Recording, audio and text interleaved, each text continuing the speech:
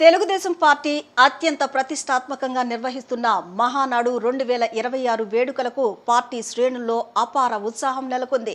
పెనమలూరు మండలంలోని క్లస్టర్ 07 పరిధిలో వివిధ గ్రామాలకు చెందిన కార్యకర్తలు, నాయకులు భారీగా ఈడ్పుగల్లులోని శ్రీ సీతారామ గార్డెన్స్కు తరలివచ్చారు. 2 రోజుల పాటు జరిగే ఈ మహాసభల్లో పాల్గొనేందుకు తెలుగుదేశం పార్టీ శ్రేణులు పెద్ద ఎత్తున హాజరయ్యారు. మహానాడు కేవలం పార్టీ సమావేశం మాత్రమే కాదని, ఎన్టీఆర్ ఆశయాలు, తెలుగుదేశం పార్టీ ఆవిర్భావ స్ఫూర్తిని మరోసారి గుర్తు చేసుకునే మహోత్సవమని కంకిపాడు మాజీ ఎంపీపీ దేవినేని రాజా పేర్కొన్నారు.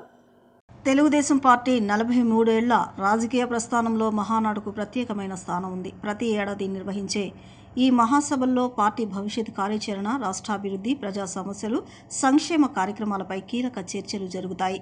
ఈసారి ఈడ్పుగల్లు గ్రామంలో నిర్వహిస్తున్న మహానాడు 2026 తొలి రోజు కార్యక్రమాలు అత్యంత వైభవంగా ప్రారంభమయ్యాయి. ఈ సందర్భంగా కంకిపాడు మాజీ ఎంపీపీ దేవినేని రాజా మాట్లాడుతూ, పార్టీ కోసం అహర్నిశలు శ్రమిస్తున్న ప్రతి కార్యకర్తకు మహానాడు ఒక పండుగ వంటిదన్నారు. పార్టీ స్థాపకుడు ఎన్టీ రామారావు చూపించిన మార్గంలోనే తెలుగుదేశం పార్టీ ముందుకు సాగుతుందని తెలిపారు. ముఖ్యమంత్రి చంద్రబాబు నాయకత్వంలో రాష్ట్రాభివృద్ధికి కొత్త దిశ లభించిందని, యువనేత నారా లోకేష్ యువతలో కొత్త ఉత్సాహాన్ని నింపుతున్నారన్నారు.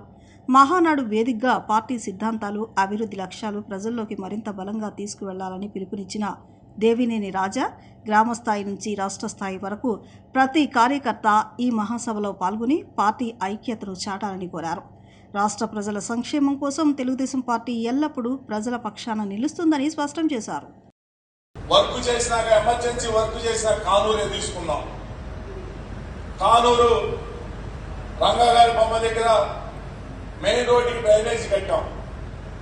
ఆ రంగాగారి బొమ్మ దగ్గర నుంచి చెరువు దాకా డ్రైన్ కట్టాలి, ప్రధాన రహదారి వేయాలి అంటే డ్రైన్కి టెండర్ పిలిచి రోడ్డు వేయాలంటే 2-3 నెలలు ఆలస్యం చేస్తా ఉన్నాం.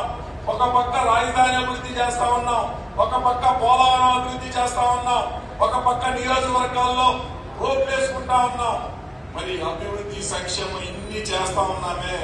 గతంలో ఇవన్నీ కూడా ఆ ముఖ్యమంత్రి మరి పదే మనల్ని విమర్శించే ఆ ముఖ్యమంత్రి ఎవరైనా తెలుగుదేశం పార్టీ కార్యకర్తలు పేదరికంలో ఉండి నేను ఏదైనా పని చేసుకుంటాను అంటే, ఈ పని చేసుకుంటానని ముందుకు వస్తే వారికి ఆర్థికంగా సహాయం చేసి వాళ్ళు పనులు చేసుకునే విధంగా ఆర్థికంగా సహాయం చేస్తానని కూడా చెప్తా ఉన్నా.